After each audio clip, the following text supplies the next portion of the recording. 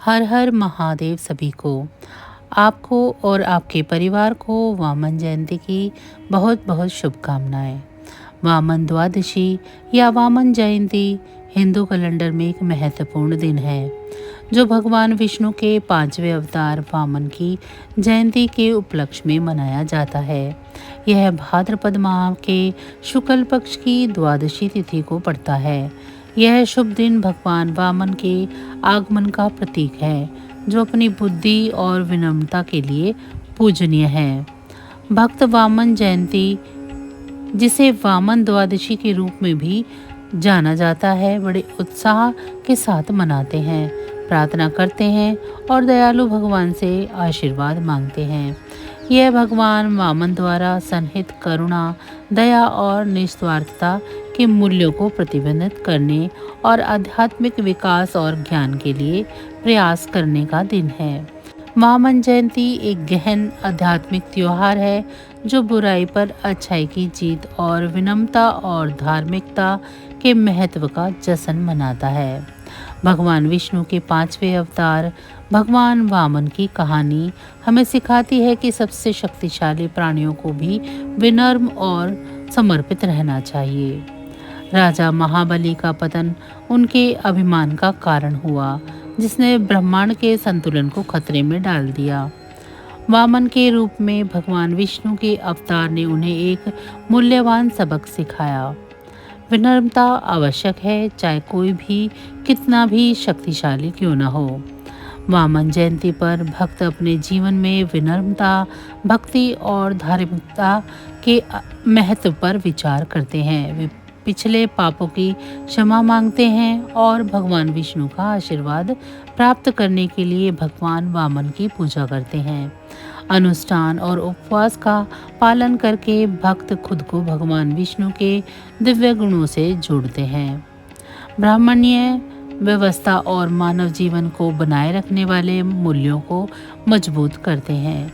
यह उत्साह कालातीत नैतिक सिद्धांतों की याद दिलाता है जो हमें अपने जीवन में विनम्रता, भक्ति और धार्मिकता को अपनाने के लिए प्रोत्साहित करता है। वामन जयंती पर भक्त अपने दिन की शुरुआत पवित्र स्नान से करते हैं, साफ कपड़े पहनते हैं और अपने घरों में भगवान वामन की मूर्ति स्थापित करते हैं। फिर वे पंचोपचार या षोडोपचार पूजा जैसे अनुष्ठान करते हैं।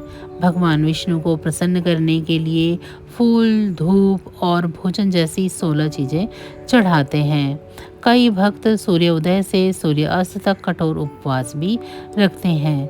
पापों से मुक्ति पाने और आशीर्वाद पाने के लिए भोजन और पानी से परहेज करते हैं। दिन के अनुष्ठानों में भगवान विष्णु के 1000 नामों वाला एक भजन, विष्णु सहस्त्रनाम का जाप करना और सुरक्षा और आशीर्वाद के लिए अन्य मंत्रों का पाठ करना भी शामिल है। शाम को भक्त वामन कथा सुनने के लिए इकट्ठा होते हैं, जो भगवान वामन के अवतार की कहानी है, जिसे बहुत शुभ माना जाता है। भक्त दान पुण्य भी करते हैं, कहते हैं, जैसे ब्राह्मणों और गरीबों को भोजन, कपड़े और पैसे दान करना और ब्राह्मणों को दही, चावल और अन्य खाद्य पदार्थ भेंट करना। पूजा के बाद वे भगवान विष्णु के लिए एक विशेष प्रसाद या भोग भी तैयार करते हैं। पंचांग के अनुसार भाद्रपद के शुक्ल पक्ष की द्वादशी तिथि को वामन जयंती मनाई जाती है। आज के दिन भगवान विष्णु के वामन रूप की पूजा की जाती है। इसका उल्लेख विशेष रूप से पुराणों में मिलता है और वे वामन अवतार के रूप में जाने जाते हैं। वामन देव का अवतार दैत्यराज बलि के खिलाफ भगवान विष्णु के एक विशेष अवतार के रूप में हुआ था। बलि ने भगवान ब्रह्मा, विष्णु और शिव को भी पराजित कर दिया था और तीनों लोगों पर अपना नियंत्रण स्थापित कर लिया था। इस स्थिति को सुधारने के लिए भगवान विष्णु ने वामन रूप में अवतार लिया। वामन जयंती की कथा कुछ इस प्रकार है। प्राचीन काल में राक्षसों के राजा बलि अत्यंत शक्तिशाली और दानी थे। उन्होंने सदा दान करने की आदत डाली थी और अपने बल पर और सामर्थ्य से देवताओं को पराजित कर दिया था। उनके शासन के कारण देवताओं को परेशानियों का सामना करना पड़ रहा था और स्वर्गलोक में भी उनका नियंत्रण हो गया था। सभी देवताओं की प्रार्थना पर भगवान विष्णु ने बलि के अहंकार को समाप्त करने के लिए वामन अवतार लिया। वामन देव एक छोटे ब्राह्मण बालक के रूप में प्रकट हुए। उन्होंने बलि के दरबार में जाकर उससे 3 पग भूमि का दान मांगा। बलि ने बिना किसी संकोच के इसे स्वीकार कर लिया, लेकिन वह दान देने के लिए प्रसिद्ध और अपने दान की शक्ति पर गर्व करते था।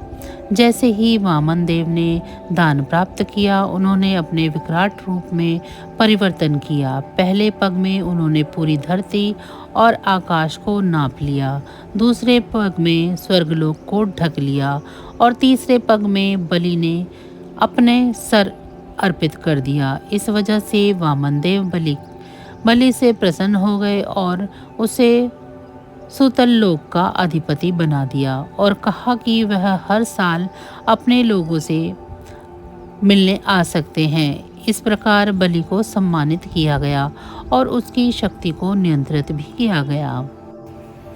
आज के दिन स्नान ध्यान करने के बाद भगवान वामन देव के ध्यान में बैठें।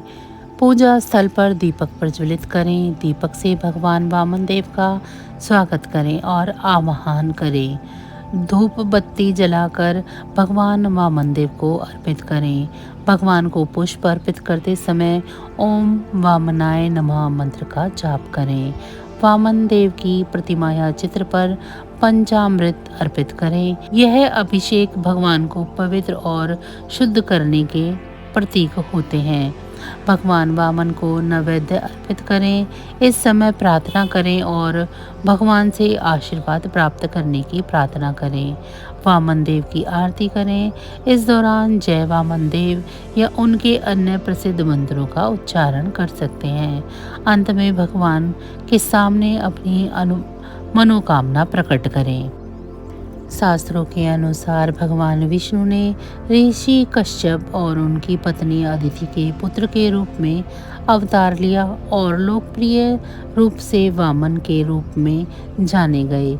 पंडितों के अनुसार यदि कोई व्यक्ति भगवान वामन की पूजा करता है तो वह व्यक्ति सभी प्रकार के कष्टों और पापों से मुक्त हो जाता है और मोक्ष को प्राप्त करता है। इस बार वामन जयंती के मौके पर सुकर्मा योग शुरू हो रहा है। इस योग में पूजा पाठ करने के लिए अच्छा माना जाता है। इस दिन सुकर्म योग की शुरुआत 3:15 से हो रही है। इस समय के बाद से आप नहा धोकर सच्चे मन से भगवान विष्णु की पूजा करें तो आपको इसका लाभ मिलेगा।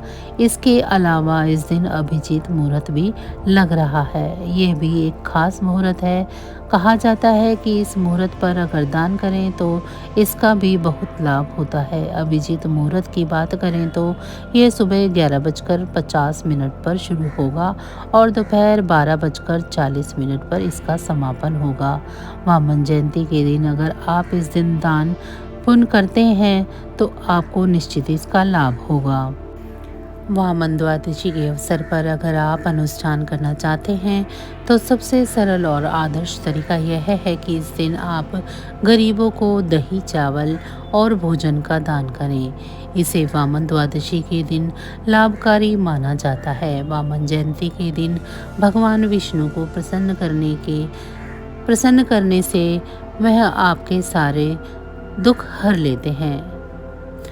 तो बस आज की जानकारी इतनी ही थी। फिर मिलेंगे हम आपको ऐसी ही किसी अन्य जानकारी के साथ अगली वीडियो में। तब तक अगर आपको मेरी ये जानकारी अच्छी लगी है तो वीडियो को लाइक करें। चैनल को अभी तक सब्सक्राइब नहीं किया है तो चैनल को सब्सक्राइब कर लें, ये बिल्कुल फ्री है। इसी के साथ भगवान भोलेनाथ की कृपा दृष्टि आप सभी पर सदैव बनी रहे। आप सभी का बहुत बहुत धन्यवाद।